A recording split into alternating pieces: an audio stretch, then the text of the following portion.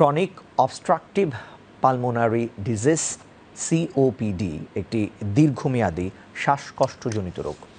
দেশের ৪০ বছরের বেশি বছর বয়সী প্রতি ৫ জনে একজন ভুগছেন ফুসফুসের এই দীর্ঘমেয়াদী রোগে। এ রোগের অন্যতম প্রধান কারণ ধূমপান এবং বায়ু দূষণ।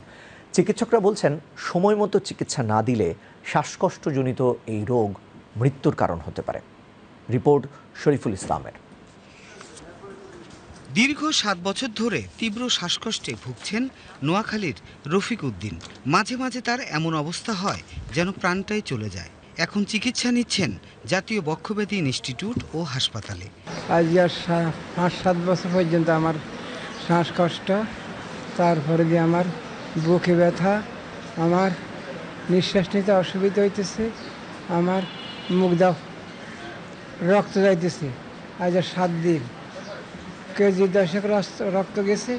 চাঁদপুরের তাসলিমার অবস্থাও প্রায় একই রকম। তীব্র শ্বাসকষ্টে কাবু দীর্ঘদিন ধরে। আগের মতো কাজও করতে পারি না, আর শ্বাস টান হয়, আমি ঘুমাইতেও পারি না, আমার খুব কষ্ট হয়।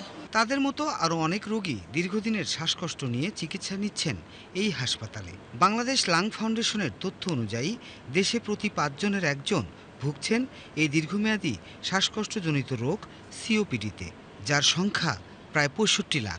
ধূমপায়ীদের সিওপিডি একটা কমন ডিজিজ। যে দৈনিক ২০টা করে ১ বছর সিগারেট খায় তাকে বলা হয় ১ প্যাক ইয়ার। এরকম যদি 10 প্যাক ইয়ারের বেশি সিগারেট খায় তাহলে তার সিওপিডি হওয়ার সম্ভাবনা বেশি থাকে। ধূমপায়ীদের আশেপাশে যারা থাকে তারাও এটাতে আক্রান্ত হচ্ছে। আমরা ইনডোর অ্যান্ড আউটডোর পলিউশন, গাড়ির ধোঁয়া, তারপরে অপরিকল্পিত ইন্ডাস্ট্রিয়ালাইজেশন, একটু শহরতলিতে গেলে দেখা যাচ্ছে যে ইটের ভাটা, এগুলির থেকে যে ধোঁয়া আসতেছে সেগুলির থেকেও কিন্তু আমাদের শ্বাসনালীর যে সমস্যাগুলি হচ্ছে এবং শ্বাসনালীর প্রদাহগুলি বেড়ে যাচ্ছে। চিকিৎসকরা বলছেন, সিওপিডিতে আক্রান্ত রোগী সময় মতো চিকিৎসা না নিলে মৃত্যুও হতে পারে। অতি সংক্রমণ যদি না হয় তাহলে রোগী স্বাভাবিক জীবনযাপন করতে পারে, কিন্তু যদি অতি সংক্রমণ হয় যেটা মৃত্যুর ঝুঁকি বাড়ায়, তখন শরীরের অক্সিজেন সাপ্লাই কমে যায়, হার্ট রেট বেড়ে যায়, ব্রেনে অক্সিজেন সাপ্লাই কমে যায়, এবং অক্সিজেন সাপ্লাই কমে গেলে রোগীর যে কোনো সময় অজ্ঞান হয়ে যেতে পারে এবং সেটা কমায় চলে যেতে পারে এবং হার্ট ফেলিওর হয়ে এবং হার্ট অ্যাটাক করে রোগীর যে কোনো সময় মৃত্যুবরণ করে। এবং এটা অ্যাকিউট ইমার্জেন্সি অবস্থায়, কোনো অবস্থায় এটা হার্ট অ্যাটাকের সমপর্যায়ের মৃত্যু ঝুঁকি।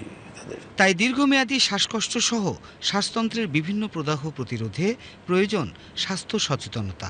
ধূমপান ও তামাকজাত দ্রব্য বর্জনের পাশাপাশি বায়ু দূষণ ও ধুলোবালি এড়িয়ে চলার পরামর্শ চিকিৎসকদের। Shariful Islam, BTV news, Dhaka.